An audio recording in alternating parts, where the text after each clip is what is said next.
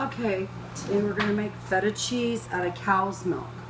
They were out of goat's milk, so this video is gonna be long. I don't like to do part 1, part 2, part 3, part 4, 5, whatever. I'm gonna tell you what you need because I'm not gonna type it all out. I like hands-on videos to pause because when you're making cheese and it's weird and all those names are in there, it gets really confusing. And at least that's what happens to me. So you're gonna need a fine mesh cotton cheesecloth. You know, the reason why they made cheesecloth, cheese. This is a really fine weave. It's not like the regular cheesecloth. I've already sterilized this. You're gonna need measuring spoons, some type of spoon ladle, because I'll show you why. You need a strainer in a big bowl. You need a thermometer. And I'm keeping an eye on my milk, so I want to come over and tell you what you're going to need for the recipe. I'm using a gallon cow's milk. The last time I made this recipe, I did goat's milk. You can use goat's milk, but your temperature needs to go down by 2 degrees. So if you're using goat's milk, you're going to keep it at 86. If you're using cow's milk, you need to be at 88. The whole procedure, you're staying in an 86 to 88 degree level at all times. Once the whey and curds are separated, we don't have to worry about that. But for right now, in the cooking process and adding cultures and all those things, you're going to need it to stay at 86 degrees. So I'm going to check my milk right now. And I'm kind of moving up. I had it at room temperature. You don't have to use a double boiler, but I know a lot of people who do. It's getting up there, so we're almost ready. Perfect timing. So I always keep a little saucepan full of boiling water in case I need to sterilize. Remember, whenever you're making anything that's fermented or cultured, it's gonna have to stay sterile. So I use boiling water, boil everything, and then set it to the side, clean the area, and then work with my products. So everything you see has been already sanitized, sterilized. Okay, when you wanna make your cheese, you need Mesophillic. Comes in a package like this on Amazon, and there's little packages, and these are already measured for you for 2 to 3 gallons, and I'm using 1 gallon. You're gonna need lipase. On the lipase bottle, it tells you what to do. So it tells you that you need to put it in cool water, a half a cup before you begin, and a 1/4 teaspoon of the lipase. You also are going to need vegetable rennet. I use vegetable, you can use meat rennet. This is non-GMO, no gluten. And I double it. So whatever it says on the bottle, I double it. So for a gallon, I'm going to use a half a teaspoon. This needs to be in a half a cup of cool water. The product is in there. So let me put these away real quick because I don't want to get confused. These go in the freezer. Your lipase is for flavor, and your Mesophillic is your culture. That's what's going to make your cheese. And lipase, if you want more lipase, more flavor, add some more in there. The only thing you don't want to mess up on is the rennet. Okay, don't mess up on the rennet or the Mesophillic. This is to make cow's feta, but you can do this with goat's milk. Now I need to be at 88 degrees. So what I do is I get a non-weird pan. Okay, you don't want stuff floating on the bottom. You want to boil some water in it first so it's nice and clean. I use a wooden spoon. It's right now at 87 degrees. I use Kelowna milk. And so all my things have been measured. Vegetable rennet doesn't come in until after. So right now we need to put in our Mesophillic and our lipase. As soon as it reaches 86 with goat's milk, you are going to need to add your 2 ingredients. Mine is a hair off, so I'm going to wait a few minutes. You don't want to get it too hot because if you get it too hot, it's hard to cool it down. And if you get it too cold, that's perfect. So I'm going to put my lipase in. to stir. I'm going to add a little bit of milk into the glass in case there's some left in there. There's my lipase. Now, this is my Mesophillic. Your culture. For mozzarella, they use thermophilic. You can get it from a brewer if you have a beer company. A lot of times you don't even know they're a beer company because there's everybody's drinking in there. So you're going to add that, the whole package, and you're going to stir.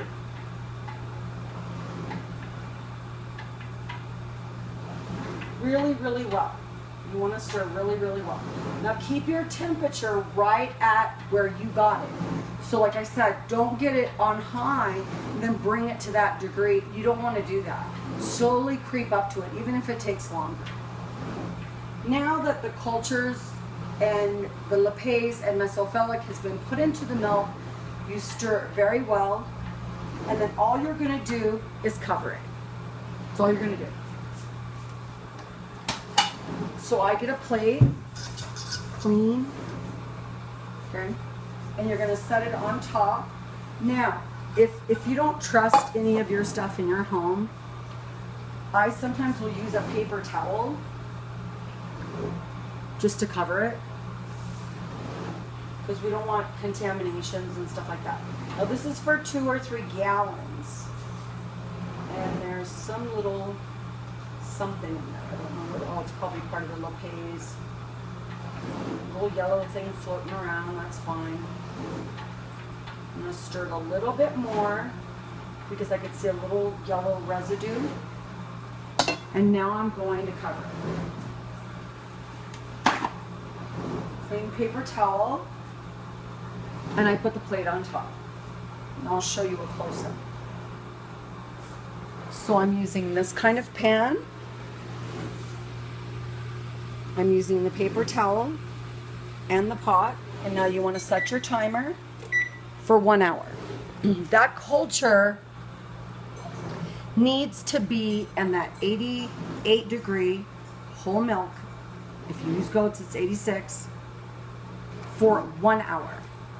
It's kind of like waking it up. Now your rennet is sitting here in a half a cup of cool water, and I double it. So I use a half a teaspoon. Now, say you just want to be bold, what's going to happen if you put more rennet? It's going to make it a little bit harder. That's all it's going to do. Rennet. So now that's got to sit for an hour. I'm not the type of YouTuber who sits there and edits all her videos, and I'm not going to sit here and talk to you for, you know, the next 2 hours. So this is how you make cheese. As that's sitting there for 1 hour at that degrees, all you have to do is put your hand outside of the pot, and if it feels like your skin, you're on point. Because I kept checking it over and over, driving myself crazy is what I did. Now, when that hour is up, keeping it at 88 degrees, 86 if it's go, you're going to add the rennet. When you add this rennet, be very careful, and I'll tell you why. Because when you add the rennet into the milk, it just sits there, right? So that part's going to get hard. So what you're going to do with this spatula is you're going to go up and down inside the milk. Stir it a little bit and then go up and down. You really want to get that rennet moving. Once you apply the rennet from 30 to 45 minutes, it's going to begin to look like yogurt. Now, if you're not getting a hard looking or yogurt looking kind of thing on your cheese, just put a little more rennet and stir it real quick, and it'll be fine. It'll be fine. It just needed a little stir or something. Now that happened to me the first time, and I was losing my mind. So after I mix the rennet, after the hour, I'm going to put the rennet and wait 30 to 40 minutes. Then I want to check and see if there's a clean break. You get a butter knife and you go in diagonally, just like if you would check quiche or anything else. And if it comes out clean, it's done. You're going to then cut the curds. This is another situation that people get really, really weirded out on. Does it matter? I'll show you. It doesn't matter. It depends on what kind of cheesemaker you are. This is my feta cheese right here. Okay? So your initial cut on the curd is what it's going to be later. But we're going to shape it. So when you're looking at your rennet cheese and it is ready, you've done your clean break, you want to cut this way. Now remember, you have that much more. This way, horizontally, vertically, and then you want to come in at an angle, okay? Then what you're going to do is you're going to do what they call cut the curd.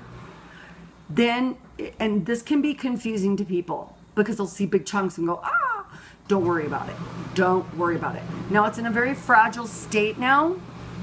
So for the next 45 minutes, you are going to, I'm trying to read my recipe.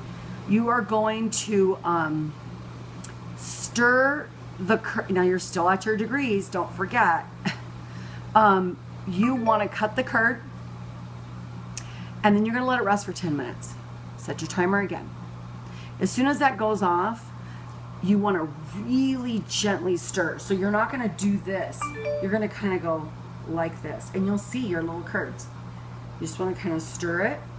You're going to do that every 5 minutes for cow's milk, 10 minutes for goat's milk. You are going to stir it every 10 minutes for the next 45 minutes. So set your timer to 10 and then put a little scratch somewhere and you'll know it's 45. As soon as you have that rest period and the curds are beginning to firm up a little bit and they look really glistening. When you're actually doing that for 45 minutes, it's called cooking the curd. So you're going to cook the curd, and then you're going to get a big colander. Now I use this size, okay? Make sure, measuring, and I always have the boiling water in case I need to sanitize something. This is about the size that I need. And you're going to get a colander, and you want it to be wet. Don't let it be dry. You'll come to regret that. And give it a little bit of room, because if you have more curds than you think, you know, it's going to give it way. Now, I always pick it up and turn it, and if it's pretty level, then I know all my sides are in there. You're going to stick it inside of a bowl, and I'm going to tell you why. The liquid that comes off your curd is used to make ricotta cheese. So I'm going to stop you here, and I'm going to tell you what you're going to do with that whey. When you drain the curds, you have whey. You put it on the stove, get it up to 200 degrees, get another bowl and a colander, and you can make your ricotta cheese right then and there. Or you can mason jar it or put it in something, put it in the fridge and leave it there for a week. It's up to you, but don't throw your whey away. Probably some of the best ricotta I've ever had. I don't do this on the counter, I do it in the sink in case there's spillage. Now as I'm pouring the curds in, I lift up a little bit. And you'll see what I'm saying when you go to do it. Now, I want you to be incredibly careful. Okay, that feels kind of a little bit too warm. I want to tell you to be very, very careful when you are pouring your curds in. They are still extremely fragile. So when you do this, you are going to, it depends. Do you want a perfect ball? Or is it okay that there's like a little hat on it? Because when you tie the cheese ball, which is what you're going to do, you're going to tie it, I hook it on the kitchen sink. So you grab the ends, you can either use a rubber band, or you can tie it and then hang it over your faucet and let it drip into the bowl. I have one of those crooked arm, water spigots. So I just tie it on there and I let that drip all night, 12 hours. So the next morning at whatever, 6 o'clock, it's done. As soon as you're done doing that, they say in 3 to 4 hours you can turn the ball. That way you can yourself make a perfectly round ball. But does it matter? You're gonna cut the curds anyway. So if you have that little weird part on top because it was hanging in the ball, it doesn't matter. So what you're gonna do is you're going to let it sit for 24 hours. And it smells funny. Then you're going to cut it into pieces that suit you. And I cut them into those pieces that you've seen, about that yay big. You put it in a container and salt it all the way around. Use some kosher salt. I use sea salt, that's all I had. And then you're gonna turn it in that container, and you can tell, because you can taste the feta cheese. Take a little piece and taste it, and oh, it needs more salt. Sprinkle some salt, turn it all around. You're gonna put an airtight sealant on it, and you're gonna let it sit for another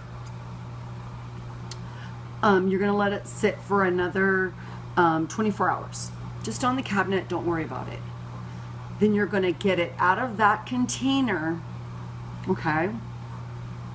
It's toughened up a little bit, but inside it's very crumbly, okay? So I get a mason jar, and I boil some water, and I add some salt to it. Depends on how salty you like your cheese. The recipe calls for, let me go back to my ingredients, my recipe. A half a cup of kosher salt to a half a gallon of water. So I put quite a bit of salt, and then after letting them sit there for a day, you're gonna put them in room temperature, brine it, and leave it on your counter. I left it for 1 week, and that feta is absolutely perfect. You can let it sit for 4 weeks. If there's mold, you want to take it off, but for those of you that are allergic, that might not be a good idea. So be careful with the mold situation. It shouldn't. Now it's jumped up there. The temperature has jumped up on me, so I'm going to drop that temperature down just a little bit. It can tend to do that. Don't worry about it. Don't freak out about it. Just remember that when you're cutting the curd, be gentle with the curd. You'll see them, they're very gelatinous. So when you're done cutting the curd, once you put the rennet in, it didn't harden up. Okay, add a little bit more rennet in it. Give it a stir, and you can always tell because it becomes very glistening and white. And you stick your knife in, it comes out clean, you cut your curd, then we're gonna let it sit for a few minutes.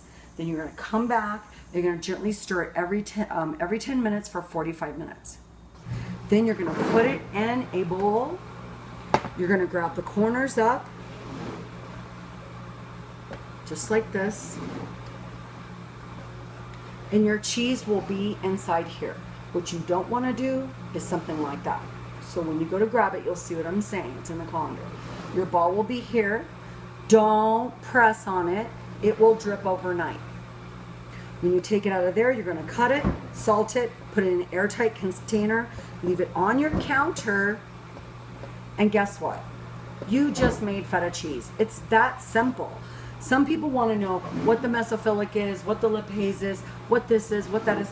To be honest with you guys, it's a culture. It's a culture. Mesophillic gives you a particular type of culture to create feta cheese.